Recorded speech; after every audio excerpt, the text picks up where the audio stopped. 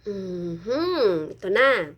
Magandang hapon, Pilipinas. Magandang hapon, Taiwan. At sa mga iba't ibang dako ng Pilipina, ng mundo na may mga Pilipino. Hindi ko talaga alam paano mag-intro, guys. Paano ba? Magandang hapon sa ating lahat. Pa si Charo Santos naman yun. Uy, ito na. Magandang hapon sa ating lahat. God, si Noli Di Castro naman. Yung version ko dapat, di ba? Hindi ka marunong. Magandang hapon sa ating lahat. Maharlika naman yun. Uy, Diyos ko, ano ba yung akin? Teka lang ha. Mag-i-intro ako ng maganda, guys. Magandang hapon sa ating lahat. Uy, nagtutula naman ako yung sa school dati. Alam mo yun. Ito na lang. Ito siguro pinaka-natural ko. So, magandang hapon sa ating lahat. Dyan sa Pilipinas. Dito sa Taiwan. At saka sa iba't ibang panig ng mundo na may mga Pilipino. Di ba parang ako yun, no? Shit. Okay, guys. Ganito yun. Gusto ko palang magpasalamat sa mga nag-subscribe sa akin. Oh, in fairness, may subscriber ako na, I think, ano yata, 10. Ay, tungtuwa na ako doon. 'Di ba? Parang nanalo na ako sa sweepstake. Sobrang tungtuwa ako pag na-check ko yung yung YouTube channel ko na may nag-subscribe na kahit isa lang. Parang gusto kong tumalon sa sobrang saya. Di ba? Ito guys. Dami ng isyo na pag-iwanan na ako. You know? Because, I'm so busy. Galing kami kahapon sa park, kasama yung kaibigan ko, tulak-tulak ko yung alaga ko doon sa park. Ang ganda doon, guys. Tingnan mo yung picture.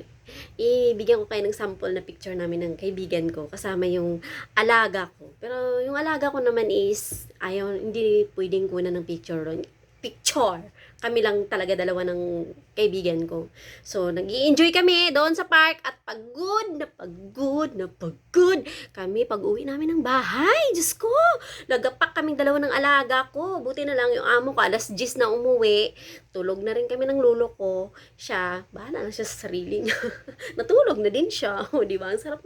Alam mo, swerte talaga ako sa amo ko kasi ganito kami sa bahay, parang wala lang, parang hindi ako trabahante, parang pamilya talaga nila ako. So, either maglinis ako, wala silang pakialam, either humilata ako ng buong araw, wala silang pakialam, basta si lolo ko mapapakain ko lang siya. So, ganyan ako ka-bless sa naging amo ko dito for 9 years. And thank you, Lord. Binigyan mo ako ng amo na ganyan nung dumating ako dito sa Taiwan. So, yan lang, guys.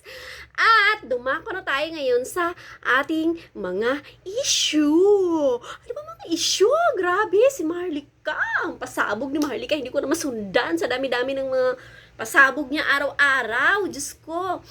Hindi na ako makapag-vlog kasi yung madam ko nagpahinga ng 2 days. So, wala talaga akong ginawang vlog kasi hindi ako pwedeng ganito kalakas ang boses ko, guys. Dapat mahinahon. Katulad nito. Kasi si madam ayaw nang maingay. Oh, di ba? So, tinataon ko talaga mag-vlog na wala siya. So, ito lang, bibigyan ako ng kunting komento kasi napag-iwanan ako ng mga issue natin katulad ng mga pasabog ni Banah Maharlika dun sa galing sa mismong PDEA na isang papel na nakalakip ang pangalan ni PBBM at dinrag na ang pangalan ni Miss Maricel Soriano na isa kong idol ko noon. Kabataan ko, mga 1980s, di ba? 80s. Bisaya today. Uy. So, ganito. Ano bang issue natin ngayon? So, ito nga guys, pinag-aanuhan na nila na dapat si PBBM ay magda-drug test. Hinahamon nila. So, si Attorney Beck Rodriguez ay nauna nang naghamon ng drug test. So, siya, nagpa-drug test na siya. So, sana, sabi ni Maharlika, susunod na magpa-drug test sila ni BP Inday Sara para sumunod si PBBM. So, feeling ko hindi nila mapapasunod yan si PBBM. So, wag na tayo mag-expect. Ang magandang gawin na lang ni PBBM, kung totoo man yan, ay, di ba, bumaba na lang siya sa pwesto niya. Ano pa ba ang gusto niya? Marami na silang nakuhang pera sa PCSO, sa excuse me. Sa PCSO, ang laki-laki na nang nakulimbat nilang pera. Kasi, halos every week ay may nananalo ng million. Di ba? Ngayon, may bago na namang nanalo. Magkano ang panalo? Magkano yan? 24 million? Oh, I'm not sure. Oh, 24 million plus. Oh, di ba? You know, they are very, very, very rich. Tapos ang mga maliliit na mga tao ay naghihirap pambili ng bigas. Ang dami nang nangungutang sa akin para pambili daw nila ng bigas. Naaawa ako, pero aanhin ko, wala naman akong perang maipahiram sa kanila.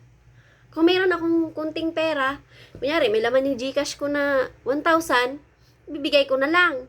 Kahit sabihin nilang hiram, sabi ko sa inyo na lang yan. Huwag mo nang bayaran. Nakakaawa kasi dumadaan pa sa mga pagsubok tapos wala pang kakainin, 'di ba? Nakakaawa sobra. Pero itong ano natin, first lady natin at saka yung namumuno diyan sa Pilipinas, nagpapakasarap sila at nagpapakasasa sila sa pera ng bayan. Ayun pa concert na nga lang, 'di ba? Sila Madam Ayan ko concert. Yung pera ng bigas, pera ng bigas. Bigas. Ang taas-taas ng presyo. So, pag binigay mo na ba, 100 na yan. Pagkatapos ng term mo, BBM, ano na yan? 100 na yan.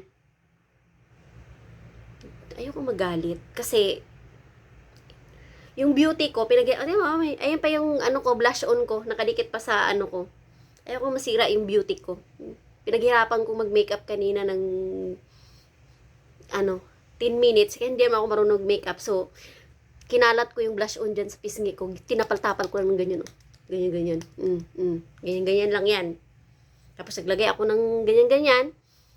Para maganda naman ako sa paningin nyo. Hindi ako galit sa inyo. Ako galit. Guys, subscribe nyo naman ako. Pinaghirapan ko kaya kilay ko. Yung makeup ko, yung lipstick ko na parang ube. 'Di ba? So, yun. Ito